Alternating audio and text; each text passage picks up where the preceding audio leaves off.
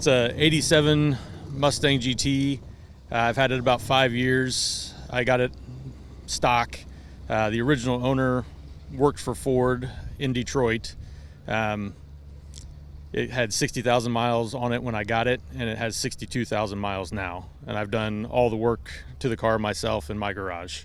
I've pulled the engine, I've done a wire tuck, cleaned the engine bay up, resprayed it.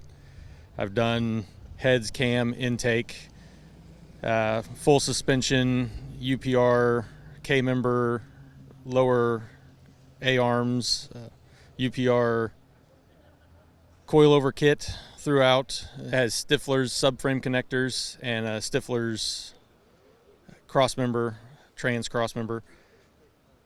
I've done all the interior, swapped out the stock interior for Corbeau. I've never been dynoed, so it's supposed to be dynoed this year during PRI. Hopefully it'll be for a barely overstock motor, probably 275-ish.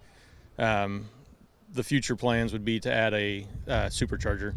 So Vortec, I'm going to do a V3 supercharger with about 8 to 10 pounds of boost. When I pulled the engine, I swapped out the K-member. I had done a wire tuck, so I pulled the mass amount of wires down the driver's side here out and hid them inside the fender. Left the battery location where it was, just cleaned everything up.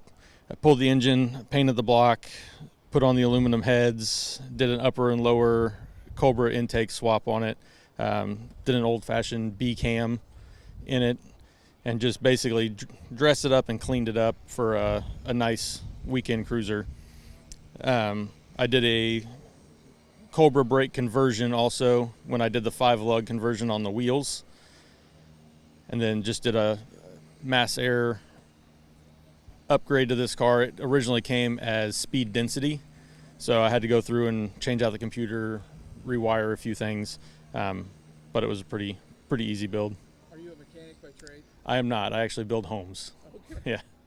Yeah. So I've done all this work in my garage at home. I have a small shop with a lift. I really enjoy these cars. I mainly work on Fox bodies on the weekend. That's where my passion has led me, is to the Fox body Mustang. My grandfather and my father both did paint and body. They also built cars back in the 80s and 90s, and I would just go with them weekends from car show to car show, and that's kind of where my passion started.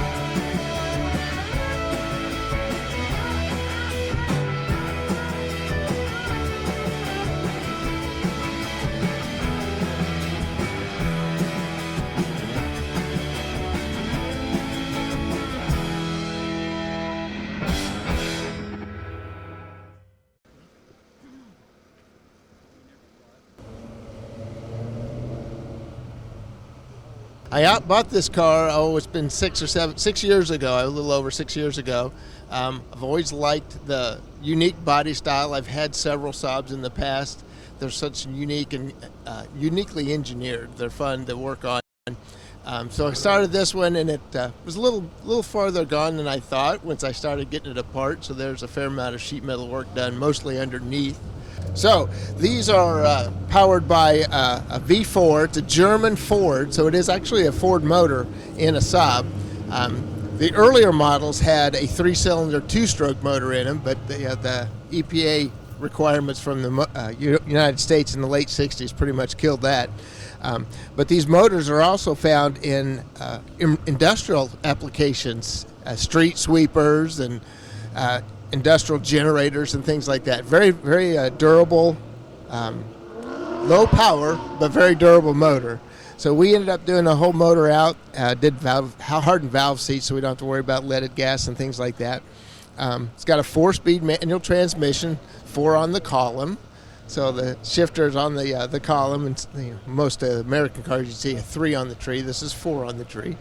But it's been about 5 years doing a complete frame-off restoration of it, and here it is today. So it's been done a couple of years now, and my grandkids love riding around in it. So it's a lot of fun.